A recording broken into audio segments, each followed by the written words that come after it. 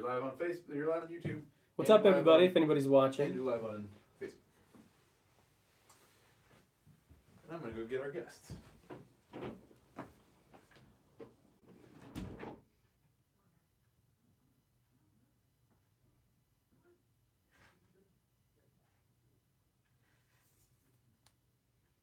Welcome, everybody.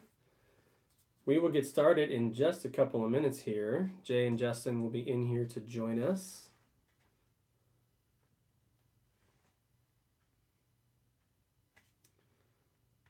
I'm going to do some quick sharing here.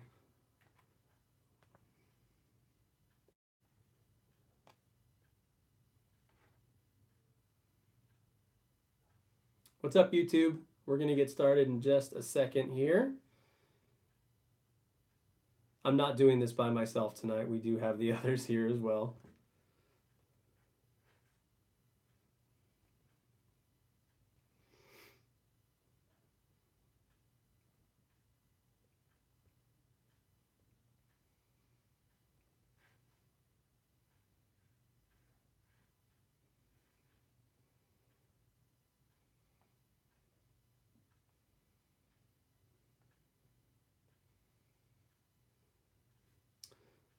How's everybody doing? Who all's here? Let us know.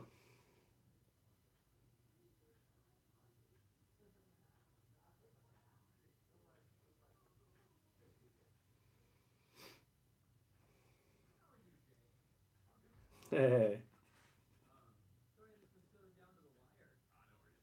Okay. Jay and Justin. Welcome in, y'all. Well, thank you. Yeah. I'm doing some sharing. Yeah, I'm gonna do some sharing too. Sharing is caring, is what they say. That's what they say. I've heard that. Welcome to the studio, Justin. This is Justin's first time in the studio. This is my That's first right. time. It looks great. Thank you. And you have things hung on the wall. I've just had to prop things in chairs in the background when I did that. Actually, yeah, our first studio was Justin's living room, which was pretty epic, I have to admit. By the way, I think Facebook is still portrait. Well, they've got It's only the seen best looking member of the trio to look at. Arguably not true. Let me see if it's like that online. Because it could be cropped. Your Facebook app could be cropping it. So that's why. Could be. I suppose that is theoretically possible. So. Nope, my Facebook is also cropped. Shoot, I apologize to the viewers if I'm just like glancing at all the things they can't see. I'm just distracted. I know, by he's all never the been art. in here before. Nope. It's a special time. It is.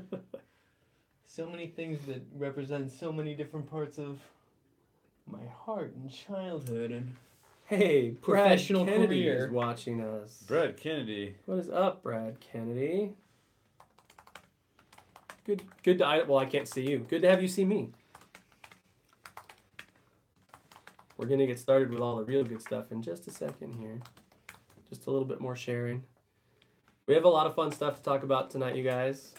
This is going to be a little bit different. As you've seen in the past, we've done a live show and then we've done our entire podcast live. But we're not going to be doing that anymore. So the live show is the live show, and you're going to have to go check out the podcast for itself when that time comes. That is exactly right. But the live show is going to be really fun. This is Justin Weaver. If any of you do not know Justin Weaver, he's been on the show before. He's a good buddy of ours. You want to say anything about yourself? I love filmmaking. When I get to make my own videos, that's a blast, but I sure do enjoy filmmaking in all of its forms, so they usually bring me on to talk about movies, and I love doing that. I work for the Walt Disney Company in Disneyland. That's an absolute blast, serving our guests and making magical memories that'll last a lifetime. I have 2 master's degrees in theology, so I tend Two to master's degrees? 2 master's degrees. I didn't know that. Yeah. Oh man. I married a beautiful redhead named Kim, and we have a puppy named Nala. I'm an open book. Whatever you guys want to It's all know. good stuff. It's all good stuff. And today we have lots of good things to talk about. Lots of cool things to talk about. I'm really excited about today's live show. And the podcast we're doing. You can't beat these things. And I'm excited about how do you pronounce the Patreon? Patreon. Yes. I'm excited about the Patreon podcast because of that question that we were asked. That's what I'm excited about. Yeah, I know. There's lots of good Patreon content out there now. So that part is really fun. If you guys are watching on Facebook and it's this weird, like, squeezed in image of us, I'm not sure why that's happening. Yeah. Go over to the Story Geeks YouTube channel. Just go to YouTube, search for the Story Geeks, find our channel. Yeah. You can watch us live there. It's much better quality. Yeah, I'm neither that tall nor that skinny. I like what it's doing for me, but it's not accurate. Mark Zuckerberg hates us. He will not show us in landscape mode. Despite our best efforts, he refuses. That's right. So, hey, let's kind of jump into what we're going to do tonight. We're going to do a few things. We're going to talk about what we've got coming up. We're going to talk about some of the week's geek news. We're going to talk about a very special relationship that we're developing with Mark Hamill. We'll get to that more later. And how it's developing other relationships for That's us right. as we go along. And then we're going to talk about a question that we got from you guys, from the Story Geeks community. That's a new thing we're going to do in all of our live shows. So we're going to do that for the first time tonight. So let's talk about what we've got coming up. Yeah. So today, right now, you can go download the newest episode of the podcast, which is a Make It Better on the Cloverfield Paradox. Yep. So go do that. We don't feel as happy as Michael Young about the paradox, the Cloverfield Paradox. It is a movie that needs to be made better, and Daryl and I, as the format of the show is that we come up with 3 ways that we would make it better. Daryl comes up with 3, I come up with 3, then we decide together on what ways would really be best for us to do that. So you can check that out. That's right. And then next week, next Thursday, you can watch for another Make It Better episode. We're having a Make It Better theme lately. Yeah. Another Make It Better episode on the Man of Steel. Which we actually both love. Yeah. But you can still make a movie better that you love. That's right. So, and speaking of Make It Betters, tonight we're recording a third one. There'll be 3 in a row.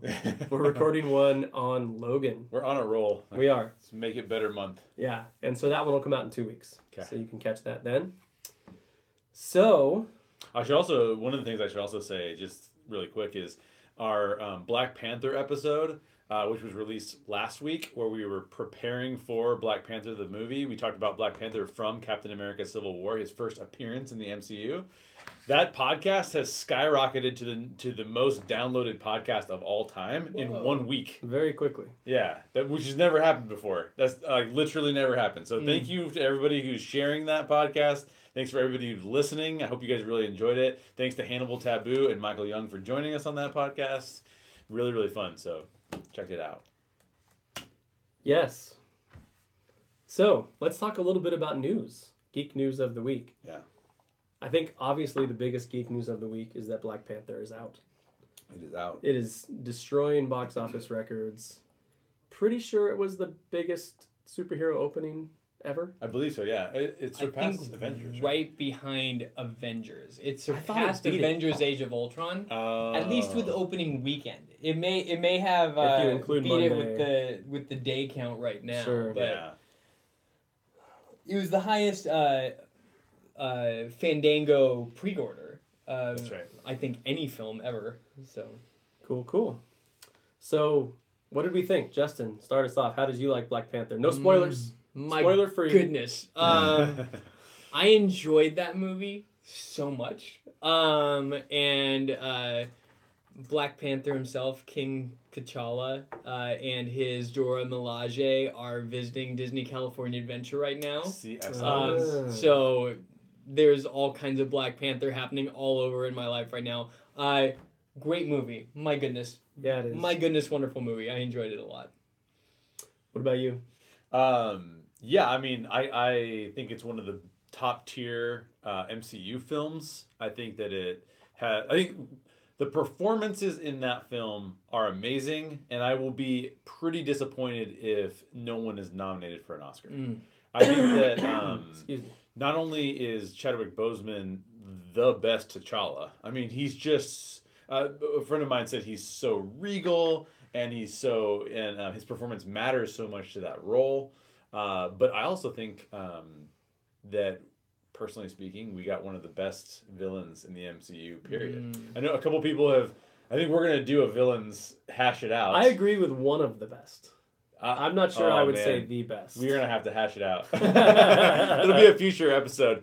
But I think we got a really cool villain. I will say that, in my opinion, it may be the best villain we've seen since Heath Ledger. I'm just really stoked about the villain and the width and breadth of his character. And then, like you talked about, the Royal Guards are just phenomenal. Yeah. I do think that the movie has some issues with CG. So some of the CG seems pretty rushed. And there are a couple fights that I think are actually fairly poorly done. Also some fights that are, when the Royal Guards are around, amazing. So it's this kind of, but those things are just like little minor annoyances I have with an overall great film. What about you, Daryl? I loved it. Yeah. I absolutely loved it. I mean, it's wonderful. Would you say that it's like a top tier type of MCU film? Sure. Yeah. Definitely. Easily top 5 for me. Yeah. Not sure exactly where in that top 5. Well, we're gonna also have to do an MCU hash it out. It's third at best, because you still have 2 Russo brothers films, so it's gonna pop in right behind those at the best. I hope the next 2 Russo brother films just stay right at the top, that they can be part of the top 4. Oh man, they're so good. So that's Captain America: Civil War and Winter Soldier, right? Yes. Yeah. So for me, I liked it better than both those films, but for me, Guardians of the Galaxy is still my personal favorite in the MCU. You like Guardians better than Black Panther? Yeah. Why are we friends? Yeah. I'm just kidding. Maybe we won't be after this. Yeah, so go see Black Panther if you haven't seen it yet. I have not really seen any bad reviews of it. I've heard a couple people, will have harsher opinions than others, but there's only a couple people that I know that have felt kind of more mediocre on it. And even then, it's worth you seeing it to see where you would fall in that. Yeah. And just to be a part of the cultural phenomenon that is Black Panther. Yes. So, seriously. Well, that's a really important point, because I will say this. Black Panther is probably one of the most important films to come out probably in my lifetime. Just in what it means to society. I've actually been in conversations with Monty. I don't know if Monty's in the chat or anything. He oftentimes is. But Caitlin is the only one that has revealed herself so far. Okay. But I will say that we've had some really cool conversations. And Monty is African American. He's from Arkansas. And so he's even revealed things to me about the film and its meaning to him that I would never have connected with. I would not have connected the dots there because of my own ignorance of that whole cultural phenomenon that is happening. Yeah. So I definitely start conversations with people and understand it a little bit deeper, because I think that's really important. For sure. And there's a lot to understand. It is a really deep film. Yes, very deep. And yeah, we should definitely... There was an article put out. Who did the article about the ranking of the villains in the MCU? Oh, who was that? That was one of the big... Nerdist. Nerdist. Yeah. Okay. That was a good article, and I think we should do an episode just on that list at some point. Yes. We're definitely going to do... We're going to do an episode on Hash It Out, best Marvel villains, like top 10. We'll each come up with our top 10 Marvel villains. And then we're also going to do one on, after Infinity War comes out, we'll do on best MCU films and rank order the MCU films. So that way we can cover our bases for what's going on this year with Marvel. And there will be hashing. We will fight. Oh, yeah, we will fight. Because we've talked about this before, and we do not agree. No, we don't. We don't agree. We don't agree at all. And was it the top 10 comic book movies that we gave a little preview in what our opinions were about the top villains? That's so when you it can go started back to and get a check that little out. bit. And Justin was on that podcast with us. So that's a cool one because, like, yeah, you can see that on YouTube, or you can go to Podbean or iTunes or wherever you listen to podcasts. You can check that out. But yeah, in fact, Justin has an MCU film at number 1. I do. I have an MCU film at number 3. And what is your highest MCU film? In my all-time list? Yeah, in your all-time comic book movies. I think 2. I think The Winter Soldier is number 2. I wasn't telling people what they were. I was going to let them go explore it. My bad. Monty's in the house. What's up, Monty? Over there. That's YouTube? That's Facebook. That's Facebook. That's What's up, Monty? So many cameras. So, tell us what you guys thought. If you can type quickly, tell us what you thought of Black Panther. Yeah. We know what some of you thought of it. Obviously, it's fantastic. There's another thing I would recommend you do, and that's Empire Magazine does spoiler specials. And Daryl's the one that told me about this. They have a podcast. It's called the Empire Magazine Podcast. You can look it up. It's easy to find. And not only are they funny, but they also do really cool interviews. They don't dive as deep as we do, so hey, we have some advantages.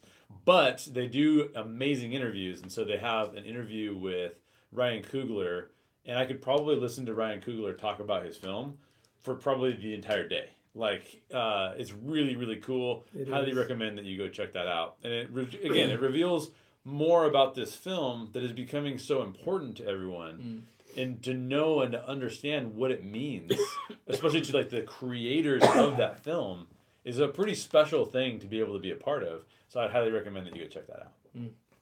Monty says it is so good with 6 O's in each word. So, yeah, Monty loved it. He did. Monty is a 10 out of 10. In fact, if you want to see the Story Geeks community's response, you can actually see our community, our collaborative group review. If you go to the Story Geeks YouTube channel, this one you're watching on, or on the Facebook channel for the Facebook group for Story Geeks, we got Shannon McCarter, Hannibal Taboo, Monty was on there. Who am I forgetting? Andrew Dennett was on there, and then Anthony Holdier was on there. This mashup of all these people reviewing the film, and they actually, every single one of them liked it more than me even. And I liked it a lot. So there you go. Well, you're critical. You're a writer. I can be overly critical about things. I didn't say overly. I just said critical. Oh, well. Sometimes overly. Okay, let's move on to our next topic here. It was announced by Christopher Nolan himself. I don't know if you guys heard, but there was the possibility that Christopher Nolan was going to be directing the next Bond film, Bond 25. Starring Daniel Craig. He's still going to do it. But he has officially announced that he will not be directing Bond 25. So I'm curious how you guys feel about that. I personally am happy. Because I would love to see Chris Nolan direct a Bond film someday. But not with Daniel Craig. I'm tired of Daniel Craig as Bond. I was really looking forward to a recasting. So... Maybe we'll get Nolan down the line after we have a new person playing the role. But yeah, what do you guys think? Nolan does great adaptations and continuing the work of others. I mean, his Batman trilogy, we just talk about that all the time. Very little left to say. That's just like wonderful, wonderful films. So I think he would have done great things with a Bond movie, but I don't need him to direct that. I think I'm more excited about when he and his brother write something new. Yeah. Oh. So just that there's a different Nolan movie coming out. I think I'm more excited about that than I would be about Nolan doing a Bond movie. Me too. Okay, so I'm not a big Bond fan in general. I'm not like a Bond guy. In fact, I would choose... I would say, like, Daryl's a big Mission Impossible fan. Right? Yes. Like, very big Mission Impossible fan. Yes. I would say I would choose Mission Impossible over Bond. Like, you would... That's easy, hands down, right? Chris Nolan directing a Mission Impossible film? Well, I'm not even saying that, but yeah. Why not? I'm fine with that. I would... But so that's just context for... my feeling about Bond. I'll watch the new films, but I'm rarely excited to watch them, and I mostly watch them after they come out on video. Yeah. I think Chris Nolan would definitely get me in the theater faster. I wouldn't wait for it to come out. I'd want to see it just to see what he did. I do kind of agree with you that I've never been a big Daniel Craig as Bond proponent necessarily. I'm not a hater either. He's fine. Yeah. I'm used to what I do like about it is I'm used to the Pierce Brosnan overly arrogant English Bond, right? Like I'm used to that. That's kind of the way he's been cast in the past. I would look forward to something very different. So I want Idris Elba to play Batman. However, a lot of people are angling for him to play Bond, and I would think a Nolan directed film with Idris Elba as James Bond would be fantastic. I'm all in on that. That would be cool. Monty says Mission Impossible over Bond unless Idris Elba is Bond. Yes, Monty. And I agree. On That'd the be my same first page. choice too. He's the one I want to play him. Yeah. Caitlin says, give me another Inception. Daniel Craig is too gritty. He's not smooth or debonair. How about we do this? There's too many Brits stealing American roles. Why don't we put an American as Bond? How about we do that? Who would we throw in there? Brad Pitt? We throw in Brad Pitt as Bond. But isn't Bond a British role to begin with? Yeah, but isn't Superman an American role to begin with? Yeah, exactly. Here's Exactly. this. I can't argue with this. Exactly. We cast Batman as a Brit, or actually Australian. We cast Thor as an Australian. We cast Loki Thor's as a not Brit. even human, so I don't Well, think I'm we just can saying. count that one. I'm just saying they're kind of the Brits are showing up to the best roles, and the Americans are losing out. We have Tony Stark. Is that the end of that sentence? And Ethan Hunt. And Ethan Hunt. Yes. There you go. We've got Ethan Hunt. That's good. Monty says Army Hammer. That's a good choice. Yeah. For Bond? Yeah. Oh, there you go. I loved Casino Royale. All the Bond movies since then have been pretty meh to me. Skyfall? Skyfall. I thought Skyfall was the best one of the entire.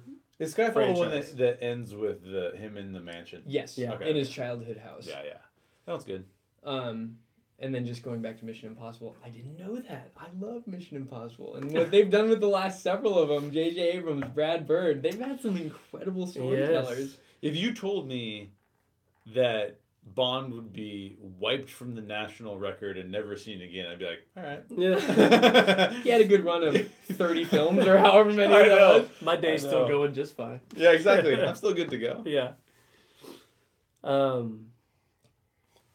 Monty says we have John Boyega pretending to be American. There's another person I would like to see play Bond.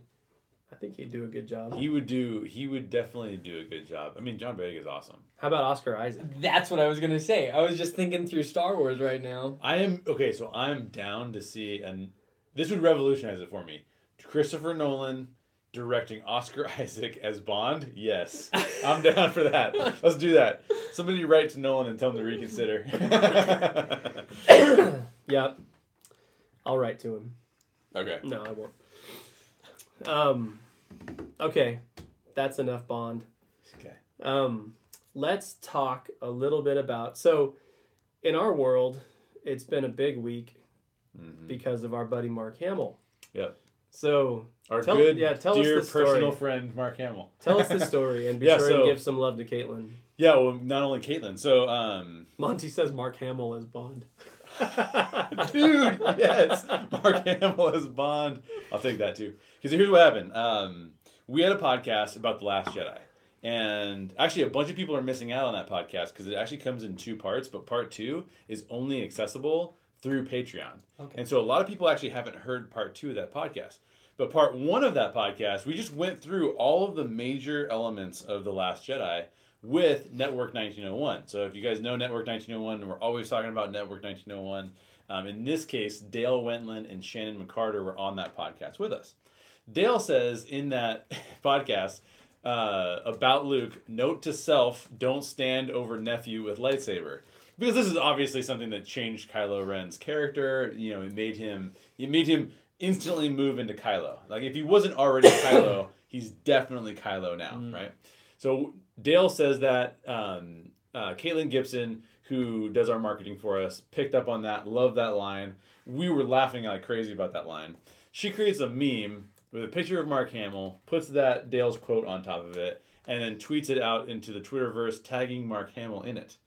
Now, Mark Hamill is one of the coolest people on social media that you'll probably see.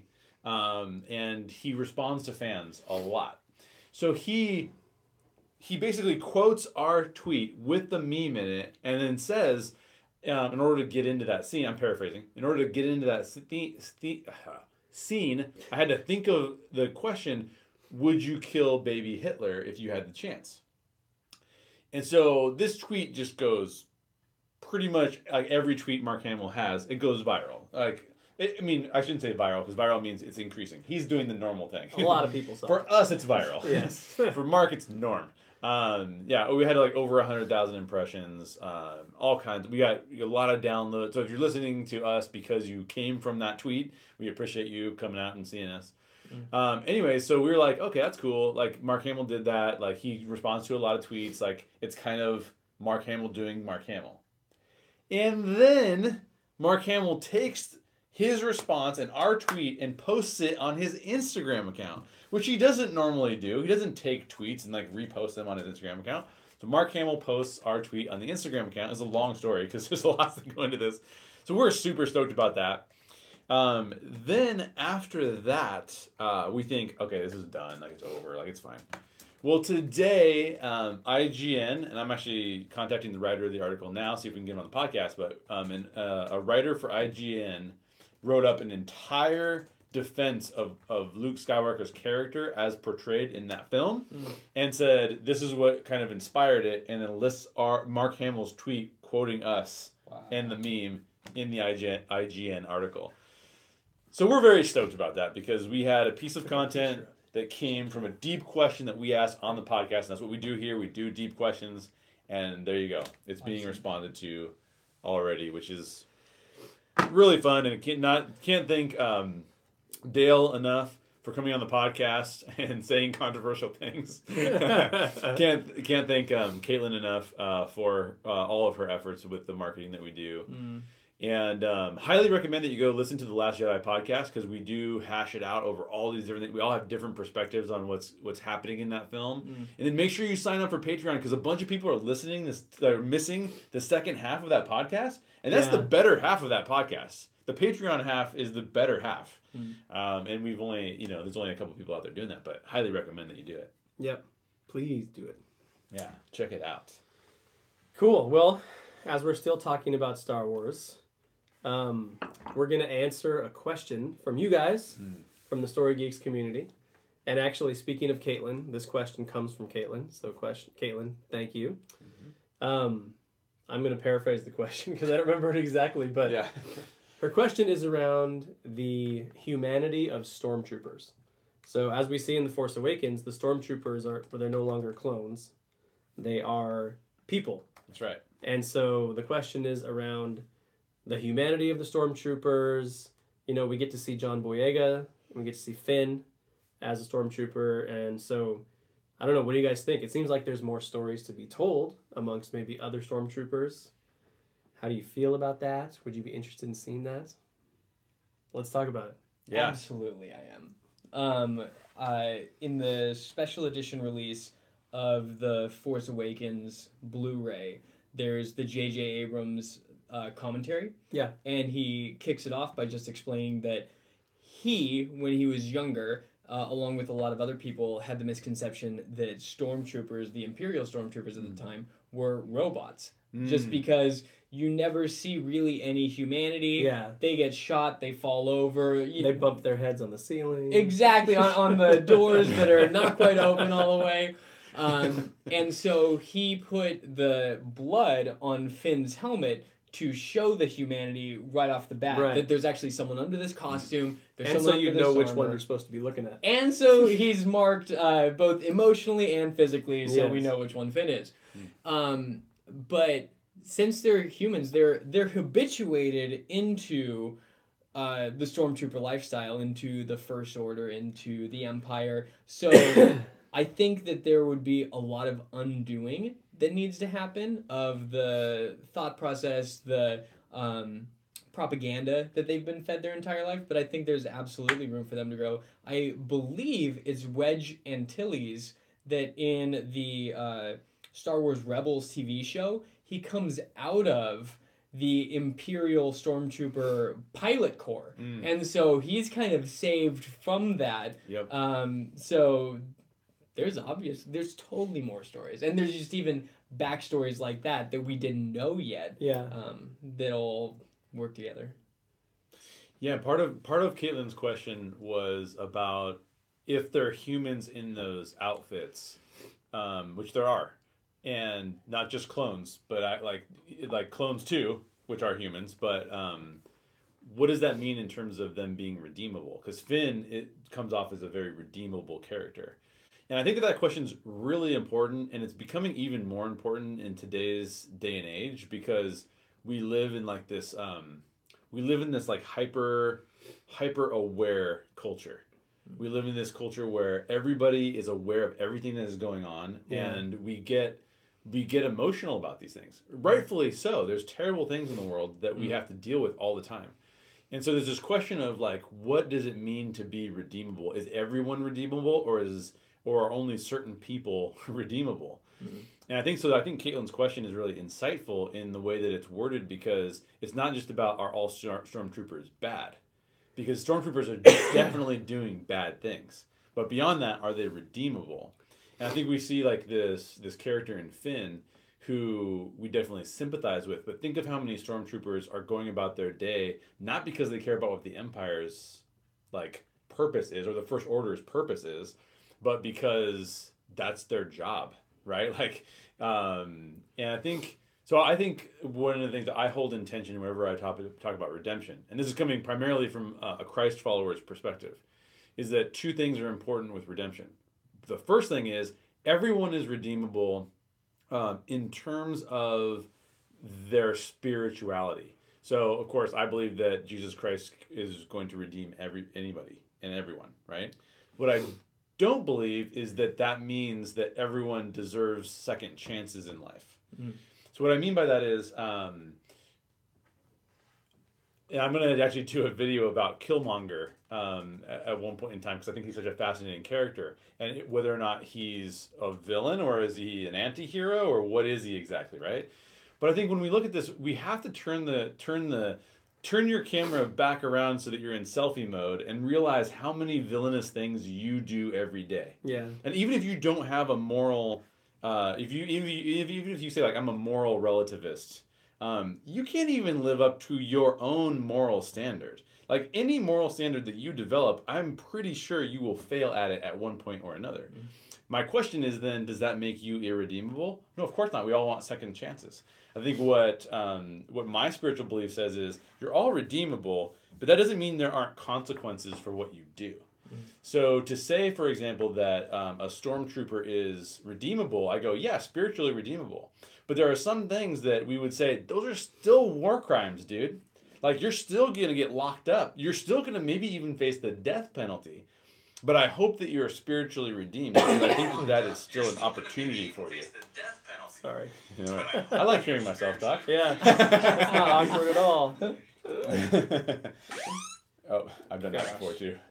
So we're calling the police. Wow. So phones do too many things now. I know. It's ridiculous. So here's a funny story. I was setting up for this podcast at one point in time, and if you hold down the button, it goes into emergency mode. Yeah. Like it just did. I've seen so many posts of that. I haven't tried it yet. Oh, it's terrible because you start freaking out. You're like, what am I doing? So anyways, I think that yes, all stormtroopers are redeemable, but in the spiritual sense, and the reality is that in the actual sense, they're doing some pretty horrendous things that they may have to be held accountable for. There you go. Yes. Rant over. That's fantastic. Yeah, and I would love to see some more of those stories.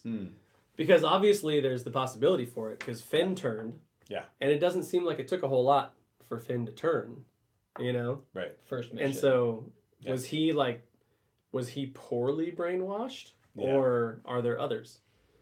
So, I'd be curious to see about that. And Monty mentioned the Clone Wars. He said the Clone Wars brought him to tears. And I haven't seen all of the Clone Wars, but I've seen some of the early episodes. Yeah. And I particularly enjoyed how there was like a group of the clones that I guess they were working with Obi-Wan and Anakin, and they were more individual. Like they'd sort of taken on their own personalities and stuff like that. Commander Cody and the crew. Yes. Rex. Yep. And I thought that was super cool. So I would love to see more humanized stormtroopers. Caitlin makes the point, even the moment where the two stormtroopers get nervous and walk away from Kylo's temper tantrum. It's true. That shows more humanity, that they're not just clones or automatons. By the way, Dale Wentland just joined, and I think he probably missed all of our shout outs to him and his excellent quote that was mentioned by Hamill. So just real quick, shout out to Dale Wentland. Yeah, thank you, man. And if the Facebook feed looks weird since you're on there, go over to YouTube. It's better. Yeah. Just so you know. It's way better. Monty gave us a link. Monty, you should post this link in the story talking so hard. It's even harder live. Post the link in the Story Geeks Facebook group as well. But it's an article. What is the from Quora.com? What is the saddest scene in a Star Wars film? So go check that out. And he also says, this question makes me really, really rethink all the bad guys on the Death Star, which is a good point. Oh yeah. Well, there's actually a discussion online. If you dig deep enough into Star Wars, which I do, there's a discussion online about like, were the rebels justified in destroying the Death Star the way they did? Because if you look at economically and feasibly what it would take to keep that machine running, there's a bunch of civilians on that thing. There's people that are working the decks. There's people that are working the mechanics of it that are not involved in the Imperial Army. And there has to be people that think they're doing the right thing. Oh, of course. Yeah, of course. And, and I feel like that's even more true in Return of the Jedi, where it's under construction. So we've just got a bunch of blue-collar workers who, this is what they bid for, and this is the gig. That's just, they have to put food on the table somehow. Yeah. But does that make it justifiable? Exactly. Who knows? Who knows? It's hard to argue with the Sith Emperor. His need to die. So Star Wars has taught us that there are evil plumbers, evil contractors, evil electricians, evil engineers. I know some of those. You do? Okay. Well, unreliable and too expensive doesn't mean evil. Or does it? Or does it? I think that's everything we were going to talk about in the live show. I think so, yeah. There's some new trailers. You can go see the trailer for Lost in Space, which is going to be on Netflix. I think there's another trailer that we were you talked about the reveal of Brainiac. Yeah, so there's a new show on Sci-Fi about Krypton. It's called Krypton. And to be honest, I haven't been super interested in it just because like I'm not a big fan of Gotham, and I'm not super into these like, let's imagine the world of these heroes, but do it in a way that we don't have to pay to have the hero on the show. And I'm like, Yeah, it's not pay for costumes. Yeah. But so this one is about it's about Jor-El's father, so Superman's grandfather. So I haven't been super interested in it until this past week when they posted a trailer that features Brainiac, and it looks amazing. So now I want to watch it just for that. Yeah. My one little Lost in Space shout out. The teaser looks good. Yeah. But Matt LeBlanc. I know, right? He's a great action Joey hero. in Space. I thought he did great in that movie. I really enjoyed that soundtrack. That movie has a special place in my 90s heart. Yes, in your 90s heart. Yeah. Which is dead and gone. Not so much the today heart. It's been a while. Dale agrees with me. He thinks Krypton looks awesome.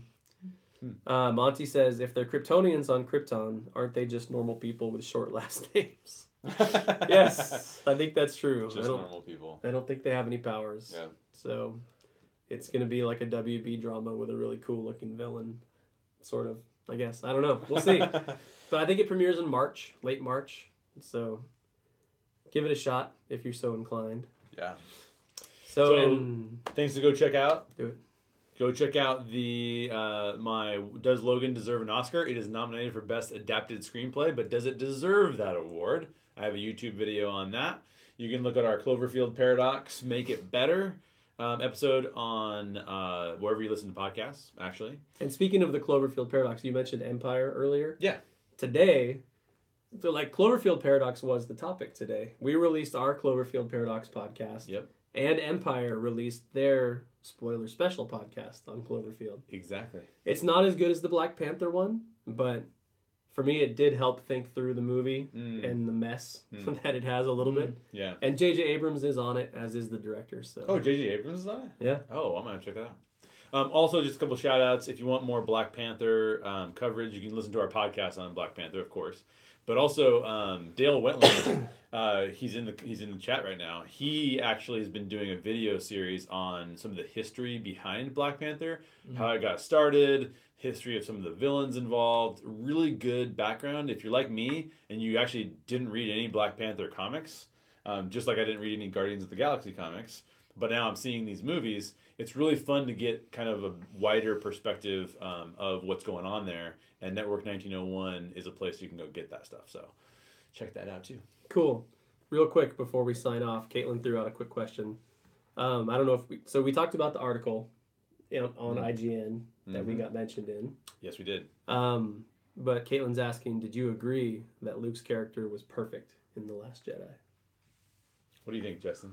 Was perfect. What do we mean by perfect? Like that he made no erroneous choices, or just the representation of the character? Perfectly handled is what the article addresses. Yes. Yeah. He is a flawed human doing the best he can. And we get to see him, a very wise human, learn some more, and act on that knowledge. And that's all I feel like we can ask of anybody, is to keep learning, keep questioning your assumptions, and then act on the wisdom that you gain. I love him in that movie. What do you think? I don't think I can say anything better than that. I loved him too. Yeah, no. I think that if you want to listen to what Daryl and I think, become a Patreon supporter and check out the second half of that Last Jedi. You get my opinion podcast. for free. Yeah. Cool. Yeah, and hey, so this is kind of our new format, as you guys saw. So our live show is going to be about 45 minutes long every week. We'll be here every Thursday at 7:30, unless you hear otherwise. And go to the Story Geeks Facebook group and shoot out some questions that you would like to hear us talk about. We will tackle at least one question on every show. Yep. So and we love the deep questions, like the question that Caitlin asked about Redeemable Storm. Like that's what we are like all about. That's right. So that's it, you guys. Be sure and, like we said, go download the Cloverfield Paradox podcast that we put out today. Next week we'll have Man of Steel, and then the week after that you can check out what we're going to record tonight, and we're going to make Logan better. Yes. So, and Jay and I are going to argue. So if you like seeing that, it needs to be better.